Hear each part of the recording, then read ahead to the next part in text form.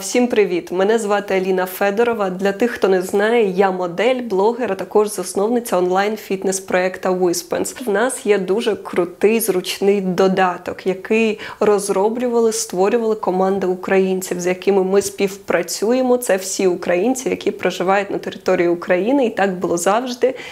І взагалі я дуже пишаюся нашими людьми, тому що вони дуже професійні, дуже талановиті. Якраз в цьому відео ми будемо говорити про українців. Я хочу поговорити на такі важливі теми, взагалі як позиціювання українців, про наш імідж, як нас приймають в світі, яке відношення тут до нас, українців, в Америці. Також я хочу поговорити про мовне питання. Зараз це дуже для мене актуальна тема, тому що нещодавно перейшла на українську мову, і дуже багато питань з цього приводу.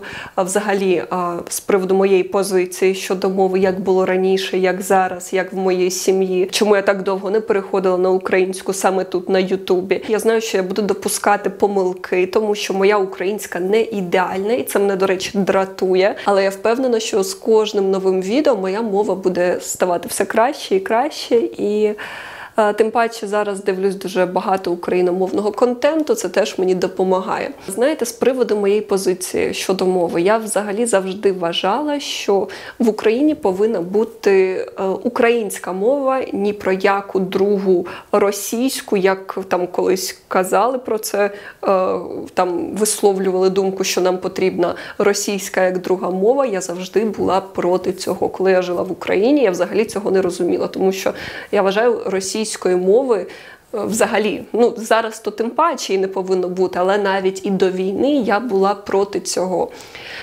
Я завжди добре розмовляла українською мовою. До 13 років я взагалі розмовляла тільки українською, виключно українською. І так було дивно, що, знаєте, мої батьки, вони розмовляли російською зі мною, а я з ними українською.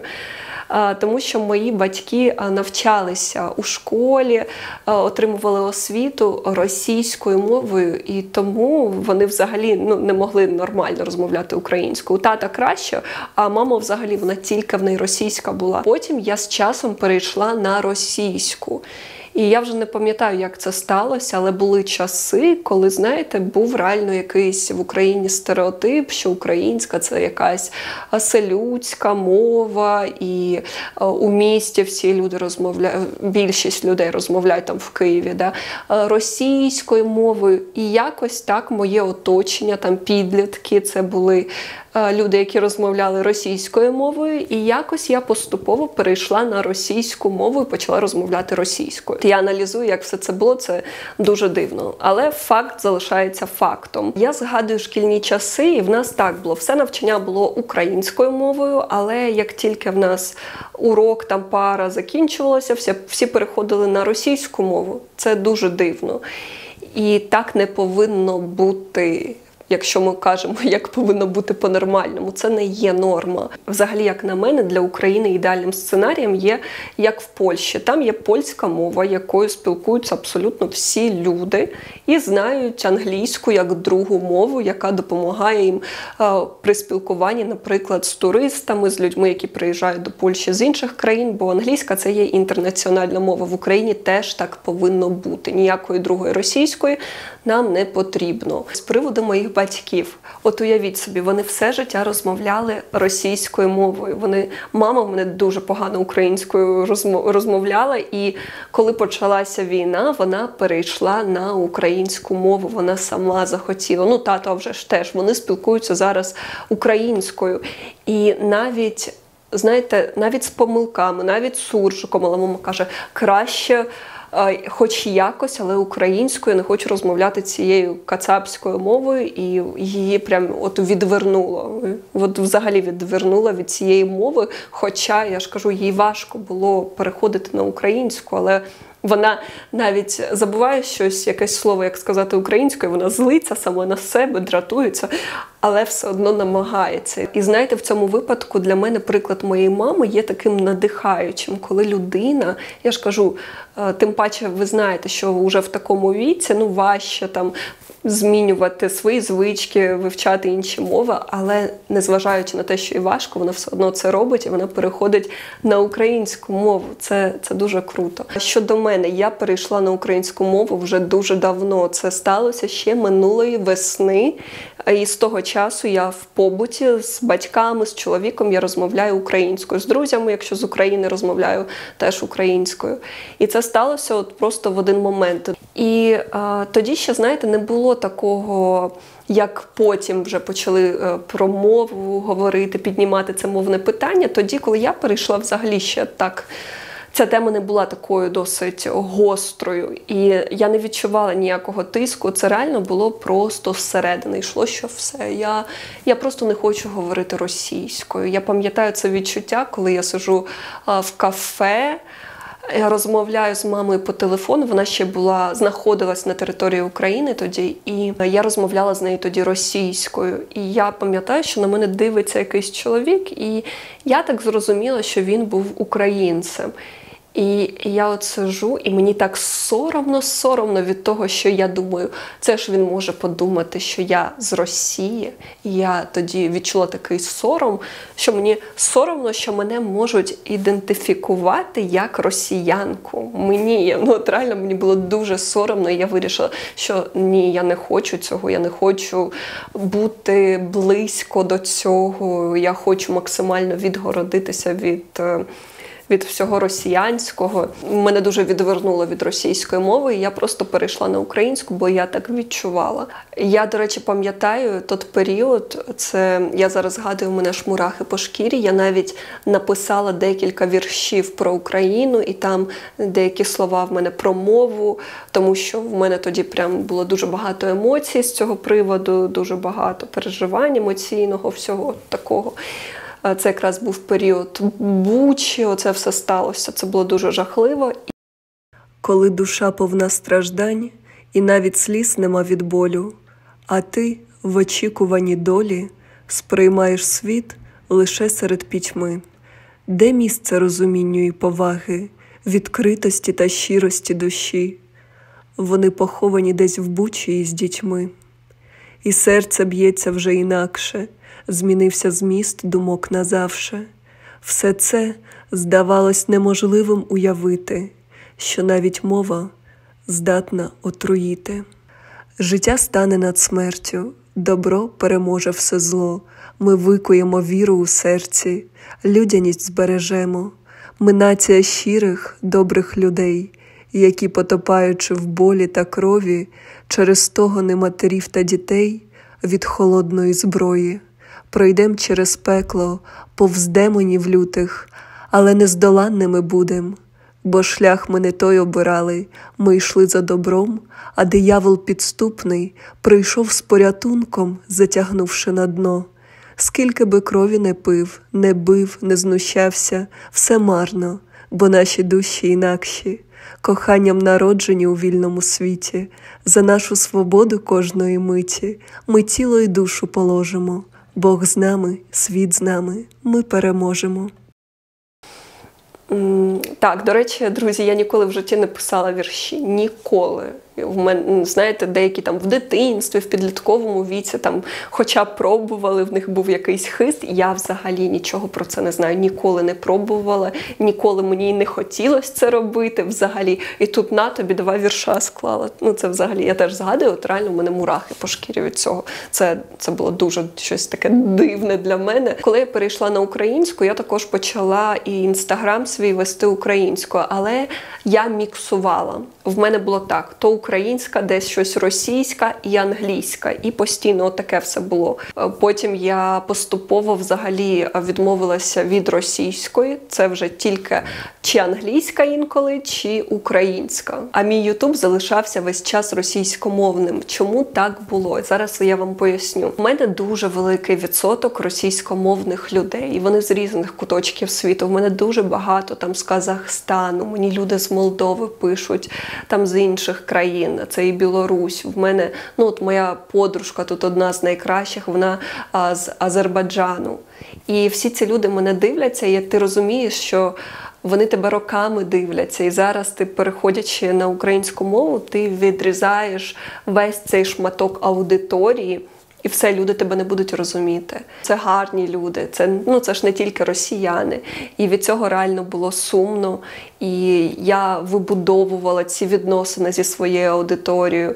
Я вкладала душу в свій канал, я розвивала його десь 5 чи 6 років навіть. Я працювала над ним регулярно. Я реально мала щирі наміри завжди доносити до людей якісь важливі, гарні речі, спонукати їх до чогось гарного. Це було і моє хобі, і моя реалізація в цьому. Я себе так проявляла. Це мені реально завжди дуже подобалось. І тут я розумію, що мені потрібно відмовитися просто від величезного шматка своєї аудиторії, просто відрізати всіх цих людей, які мене дивились роками, які мене любили.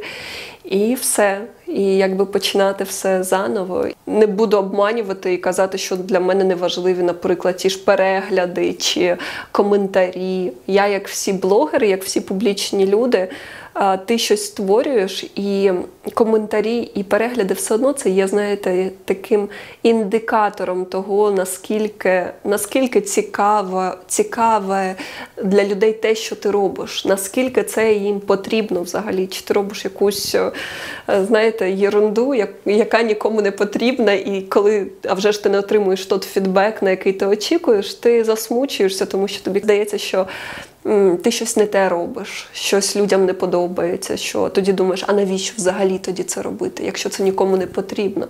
Знаєте, таке знецінення себе йде.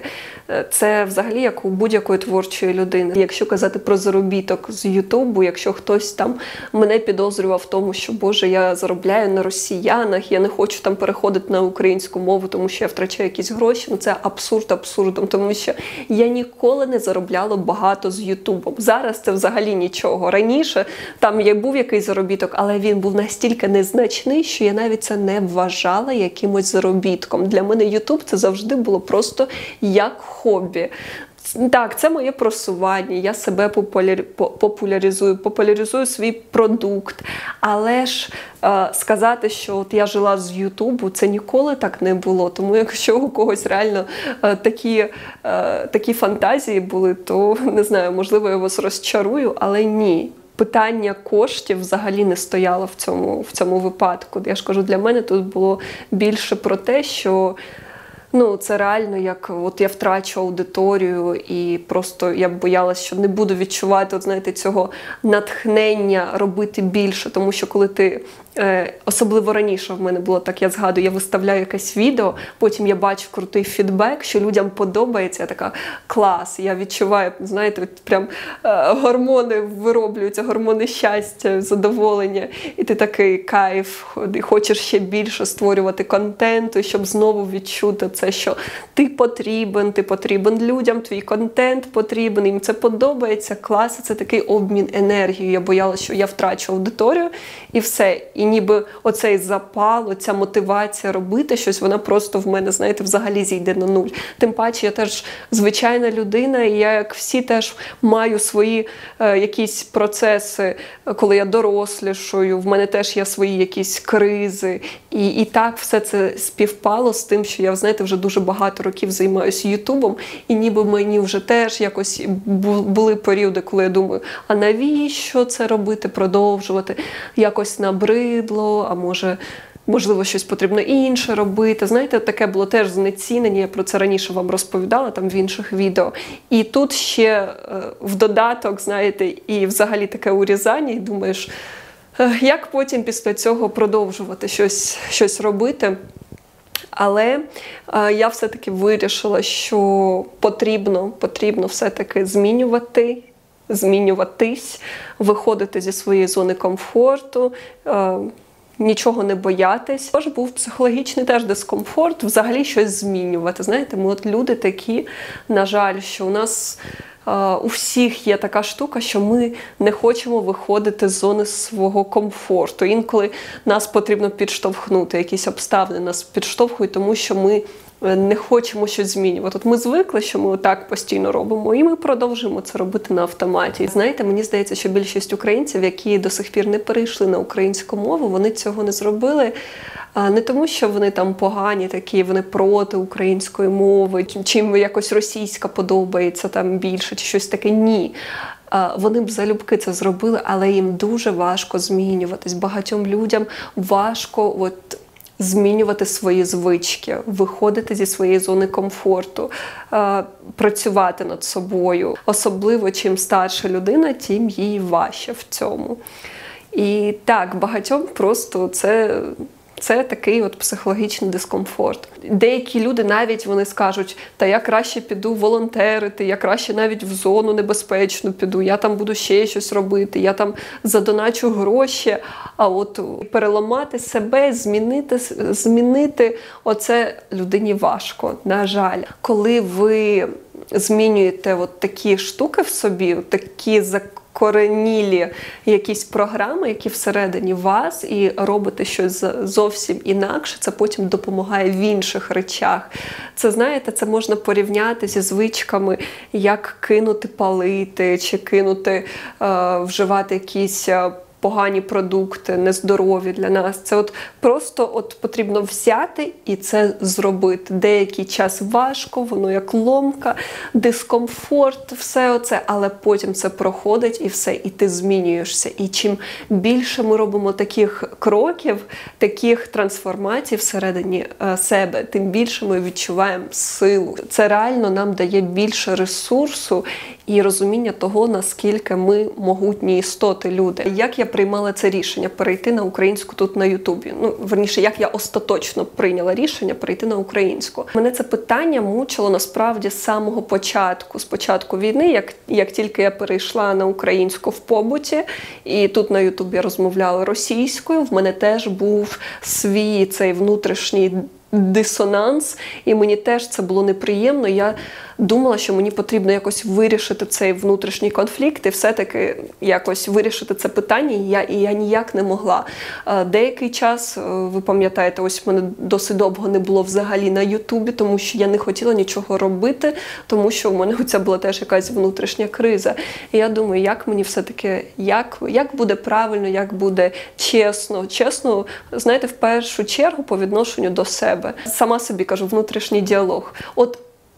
Як би ти не вирішила, в будь-якому разі все буде круто. І можеш, будь ласка, сама собі чесно відповісти, як хочеш саме ти. Що ти відчуваєш зсередини своєї душі, що тобі ближче. Незважаючи ні на що, ні хто що каже, ні як правильно, неправильно. Просто що ти сама хочеш. І все-таки я для себе вирішила, що я хочу, щоб це була українська. Правильно і чесно по відношенню до себе. Тож я, в принципі, роблю це, в першу чергу я роблю це для себе, тому що я так відчуваю, я вважаю, що це правильно. Тому я взагалі вважаю, що людина у цьому світі повинна робити завжди ті речі, які відгукуються в серці. Коли ти в першу чергу чесний з собою, то ти і чесний зі світом, з іншими. І люди це відчувають. І це завжди істинно правильний шлях. Також хочу сказати, що особисто мене обурюють теж деякі речі. Наприклад, відношення самих українців до інших українців, особливо тих, що за кордоном. Наприклад, я давала інтерв'ю, це було відносно нещодавно. Одна українська журналістка прилетіла сюди до Америки, і вона для свого каналу взяла в мене інтерв'ю. І там в коментарях навіть деякі люди писали про те, що «А навіщо ви берете взагалі інтерв'ю у українців, які 100 років тому покинули Україну?» Наскільки, люди просто не розуміють, наскільки українці, які проживають за кордоном, наскільки вони важливі. Українці, вони насправді повсюду. Вони працюють в гігантських корпораціях, вони є в дуже впливових колах в різних країнах. Вони працюють на дуже крутих проєктах, вони створюють дуже круті штуки, вони мають вплив. Можливо б нам взагалі б так не допомагали в світі, якби не ті українці, які проживають в інших країнах і можуть впливати на інших впливових людей, які є громадянами Америки, інших країн Європи. Вони можуть впливати на цих людей, і таким чином приймаються правильні рішення, які необхідні для України. І допомога у тому числі. Українці, які знаходяться на території інших країн, вони є обличчям України. вони показують, які ми є українці. Вони розповідають іншим людям, громадянам інших країн, що таке Україна, хто там проживає, які в нас традиції. Взагалі, навіть просто спілкуючись з різними людьми, наприклад, в Лос-Анджелесі, от, наприклад, люди вперше спілкуються з українцем, і вони, поспілкувавшись, вже складають для себе якийсь образ українця. І от він розповість, от в мене є друг з України, знаєте, він такий класний, от йому можна довіряти, він такий крутий. Чи, наприклад, в якійсь компанії можуть сказати, ось у нас працює 2 українці, і вони такі професійні, вони такі круті. Взагалі українці, знаєте, така працьовита нація. І з таких от штук складається цей наш образ України, яка вона є. Кожна людина, знаходячись на своєму місці, вона показує світу, які українці. Дивіться, взагалі, яка ситуація не дуже гарно насправді склалася за всі ці роки. Росія себе завжди популяризувала кругом дуже негарними методами, брехнею. Всі знають про росіян. І коли я тільки прилетіла до Америки, я була насправді шокована, це було 9 років тому, коли мене там таксисти запитували, звідки я, і я казала з України, вони казали, а де це? Це Росія?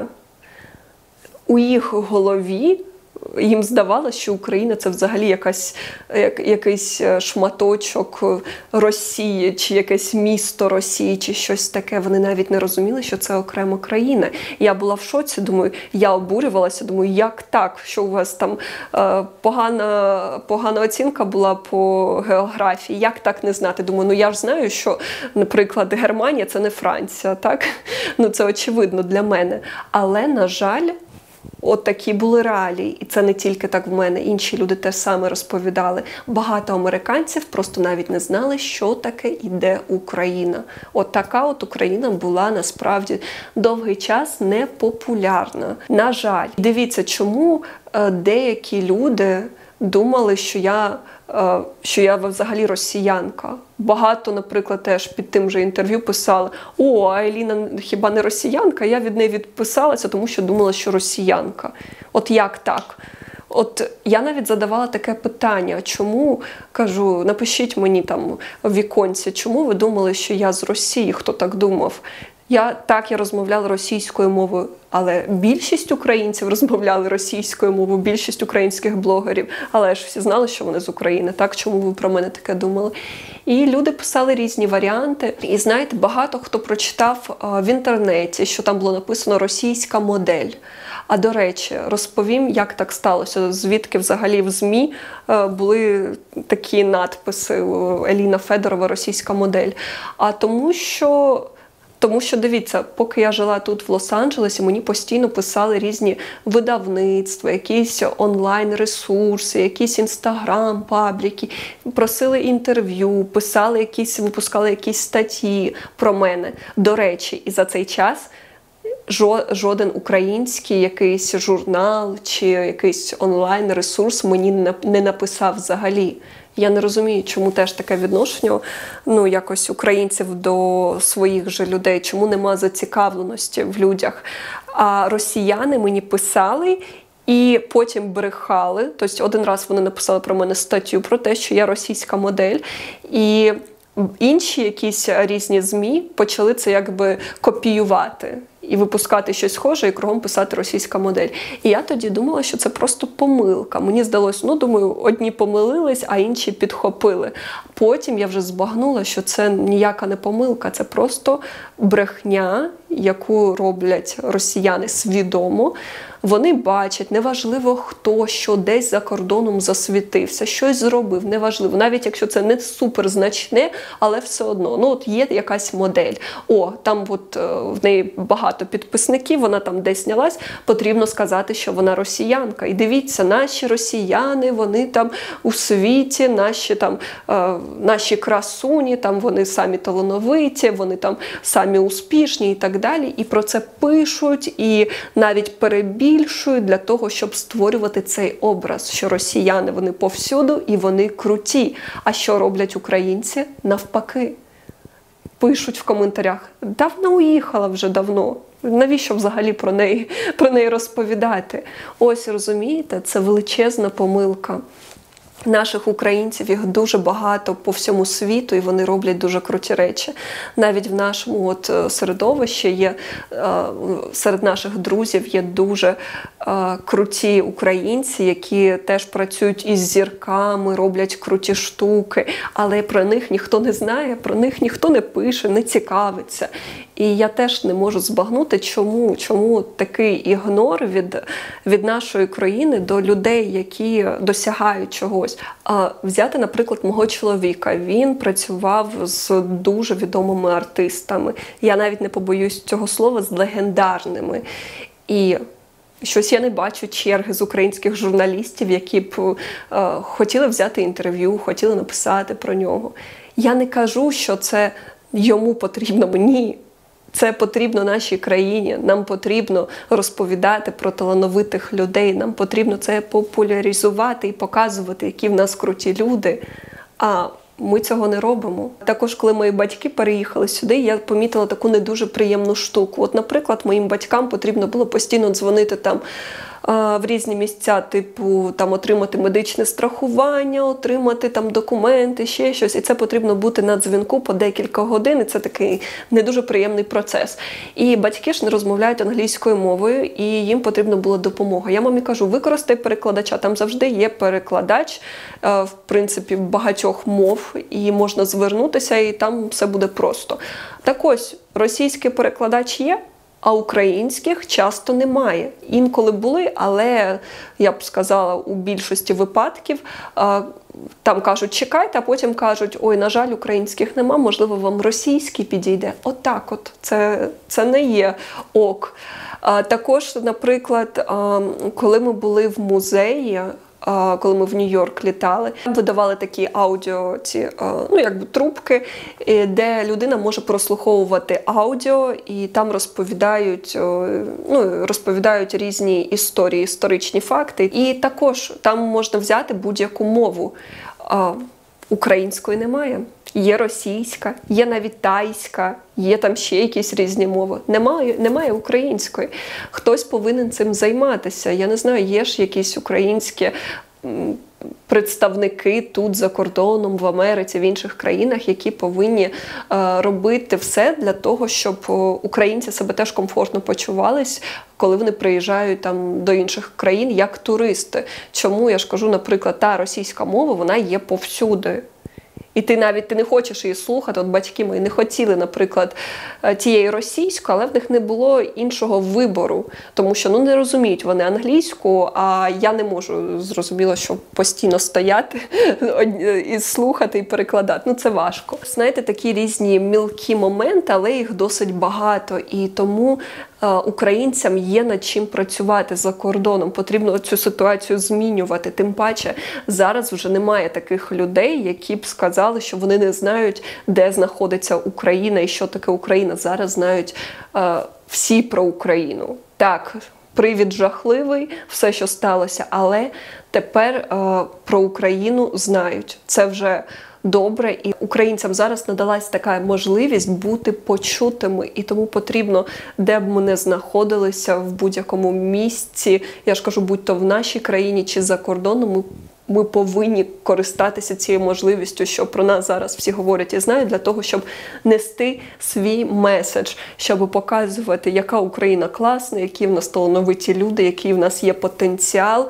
і доносити це до світу для того, щоб нам потім краще жилося, коли війна закінчиться. І зараз ми повинні показати світу, що Україна – це не якась країна, яка, знаєте, вона зубожіла, бідна, нещасна, зруйнована, післявоєнна, а що Україна – це дуже сильна країна сильних, вільних людей, які перемогли, які є талановитими, які є розумними, мудрими, творчими, працьовитими, з якими можна співпрацювати працювати, з якими можна створювати круті бізнес-проекти, колаборації, якісь творчі проекти, щоб світ побачив, що Україні насправді є чим поділитись, є що дати світу гарного такого, що ми реально нація дуже крутих людей, і цим потрібно користуватися. І тоді я впевнена, що Україна розквітне, що коли війна закінчиться, Україна буде цікава багатьом, і що Україна почне дуже швидко відновлюватися, і дуже багато буде інвестицій, і багато буде іноземців, і все буде тільки рости, рости і рости. Я дуже сподіваюся, що ви правильно зрозумієте мою думку про те, що потрібно реально згуртуватися, підтримувати всіх українців в незалежності від того, де вони знаходяться. Я розумію, що зараз такі часи, коли люди опинилися в різних реальностях, у кожного зараз життя настільки відрізняється, в залежності від того, де людина опинилася, настільки доля зараз розкидала всіх і у кожного щось своє, що деякі люди просто не можуть один одного зрозуміти. А вже ж є люди в окупації, є люди в якихось страшних обставинах, деяких людей обстрілюють, люди знаходяться в стресі, деякі люди знаходяться в більш-менш безпеці, хтось за кордоном, хтось досить добре проживає за кордоном і так далі. У всіх своє, але потрібно для того, щоб реально Україні вижити як нації, нам потрібно згуртуватися, і кожен на своєму місці, де він знаходиться, він повинен робити максимум з того, що він може, робити просто правильні речі по своїй совісті і, як би складно не було, не засуджувати інших українців. Тим паче, всі ми не знаємо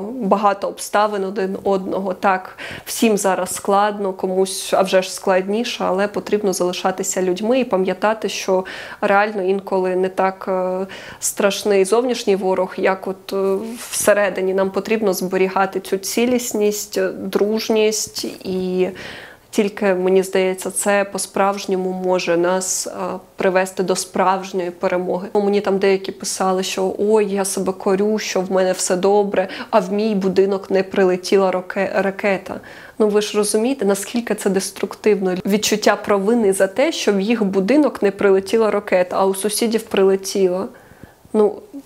Так теж не можна, а вже жахливо. Жахливо все, що відбувається, але потрібно бути все одно зберігати якусь адекватність і розуміти, що добре, якщо зараз у кожен будинок прилетить ракета, то і України не буде українців. Якщо вам пощастило, ви живі, ви здорові, ви в безпеці, у вас все відносно добре, просто потрібно дякувати за це і жити своє життя. І жити його гарно, жити його по совісті і робити той максимум, на який ви спроможні. Я впевнена, є такі люди, які взагалі, у них нема можливості взагалі ніяк допомагати в цій ситуації. Є такі люди, які дуже одразу впадають, знаєте, як в ступор, у них їх паралізує все. Хтось активізується, знаєте, прям все робить, і волонтерить, і те, і се. А хтось просто як в вакуумі, в нього руки опускаються, він просто хоче спати, в нього депресивний, апатичний стан, нічого йому не хочеться, його страх паралізує, і людина нічого не може зробити з собою.